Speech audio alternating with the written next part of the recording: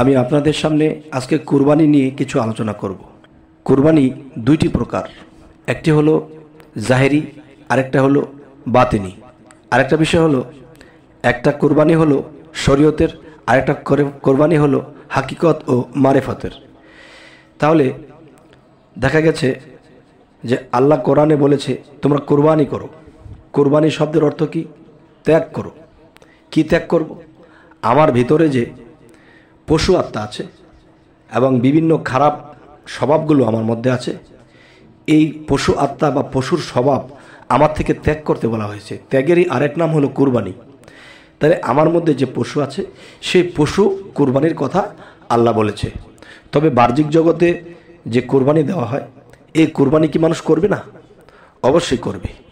এই কুরবানিগুলো যখন মানুষ করবে তখন দেখা যায় যে আল্লাহ কোরআনে আরও একটি জায়গায় বলেছে যে হজ করতে যারা গিয়েছিল দূর থেকে প্রদবজে, তখন কিন্তু বলা হয়েছিল যে তোমরা যারা দূর থেকে প্রদবজে মক্কার দিকে এসেছে, কাবার দিকে এসেছে, তোমরা তাদেরকে চতুষ্পদ জন্তু জবা করে তোমরা এদেরকে খেতে দিও।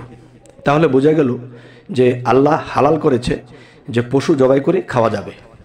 তবে শরীয়ত বুঝতেছে বাহ্যিক জগতের যে ষাঁড়, দুম্বা, ছাগল, ভেড়া এগুলো যখন জবাই দেবে তখন এটাকে কুরবানি বলা হচ্ছে। যাই হোক, এখন পশু কুরবান করতে বলা হয়েছে, মানে পশু ত্যাগ করতে বলা হয়েছে। এটার মূলে হাকিকত যেটা, সেটা হলো আমার দেহের মধ্যে 6টা রিপু আছে, পশুর স্বভাব।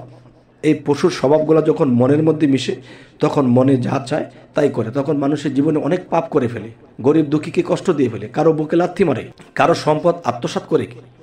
তখনই বলা হয়েছে যে তোমরা পশু কুরবান করো। তার মানে তোমাদের মধ্যে পশুর স্বভাব যে আছে এগুলা কুরবান করো বা ত্যাগ করো। এটাই হলো মূল হাকিকত কুরবানি। আচ্ছা, শরীয়তের মধ্যে যে কুরবানিগুলো করা হচ্ছে সেই কুরবানি দেখা গেছে যে ধনী লোকেরা তো করবে, এর ফাঁকে দিয়ে অনেক গরিব লোকেরা এটা ভক্ষণ করতে পারবে, অনেক অলিয়াউলিয়ারও খাবে। যেমন দেখা গেছে যে প্রত্যেকটা প্রাণীর ভিতরে আত্মা আছে, এই আত্মাটা পশু হিসেবে পশুর মধ্যে এই আত্মাটা বন্দী হয়ে গেছে, সে পশুরূপে পৃথিবীতে জীবন কাটাচ্ছে। তখন দেখা গেছে যে এখান থেকে মুক্তি পাইবার জন্য দেখা গেছে সেই পশুগুলো আরাধনা প্রার্থনা করে, হে আল্লাহ, আমাদেরকে যদি কোনো আউলিয়া খাইতো, তোমার কোনো বন্ধু দোস্ত আমাকে খাইতো, আমাকে জবাই দিত, তাহলে আমার আত্মাটা মুক্তি পাইতো। তাই বলি কি, দেখা গেছে কে অলি, কে আউলিয়া, কে কামেল ব্যক্তি তা তো আমরা সকলকে চিনতে পারি না।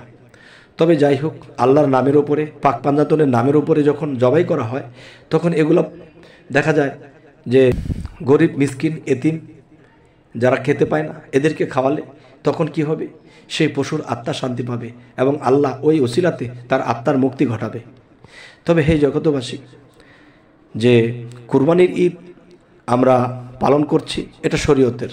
আরেকটা ঈদ আছে আত্মত্যাগী, মানে আমার সমস্ত খারাপ পশুর স্বভাব যখন আমার থেকে ত্যাগ করে ফেলতে পারবো তখন আল্লাহর তরফ থেকে রুহানি জগতে আমার ঈদ আছে।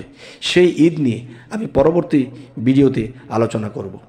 তবে হে জগতবাসী, ছোটোখাটো করে একটা ভিডিও করলাম, তবে আপনাদের কেমন লাগলো তাও জানাবেন এবং এরকম ভিডিও পেতে আমাদের চ্যানেলটিকে সাবস্ক্রাইব করে রাখুন। পরবর্তীতে আপনাদের সামনে যেন আমরা ভালো কোনো আলোচনা নিয়ে হাজির হইতে পারি। তো সকলে ভালো থাকবেন। আল্লাহ হাফিজ।